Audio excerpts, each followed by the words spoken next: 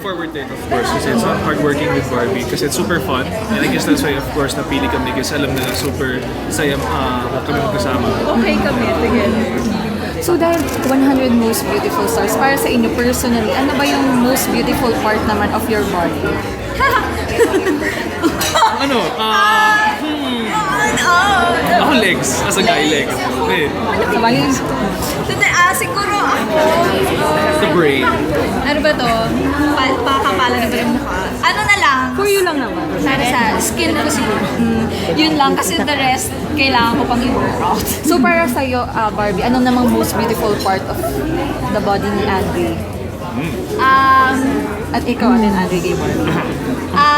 Ano ba? Yung shoulders.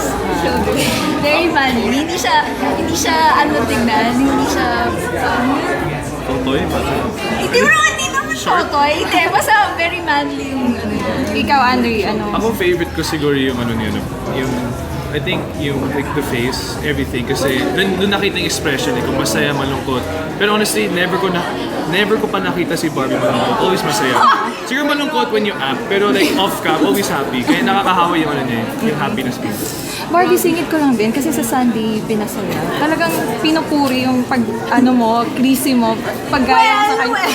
Ay, paano ba siya pinaghahandaan talaga mga ano, or... Ay, oo, grabe yun. As in, nanonood talaga ako ng mga videos ni Chris. Kasi konting mali, ano yun eh, bash kagad. Tsaka syempre, kasi Chris Aquino yun. So, dapat tama yung mga sinasabi ko. Dapat alam ko rin kung sino yung guests namin. Tsaka, mahaba yung lines. So, kailangan memorize. Pero in fairness, talaga, di ba nagka-trending ka pa dahil sa ano, parang kahapon, Madami trending ka kaya nagsasabi ang OA ko daw. Eh, wala naman ako magawa.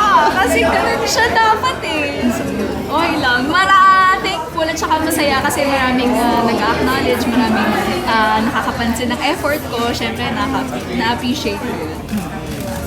Andre. Kobe's doing well po. Hello.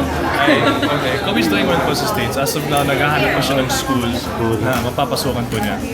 Or were you affected then? Nung nabalitaan lang? Of course, I was affected kasi I was there naman nung nilabas na pasado si Kobe, maganda grades niya. And of course, masakit kasi out of nowhere lang.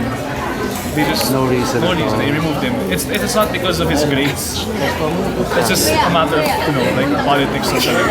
Eh, ganun talaga. So, Politika raw siya. what's good about this is that if one door closes, another opens. Eh, hindi lang isang pinto, marami. In a way na there are more schools interested in Kobe. So, as of now, yung gagawin niya is to choose na lang one school. So yan din yung communication mo with him. Of course, tuloy pa rin. I'm thankful for technology. We get to, talk to each other, send photos, videos, ganun.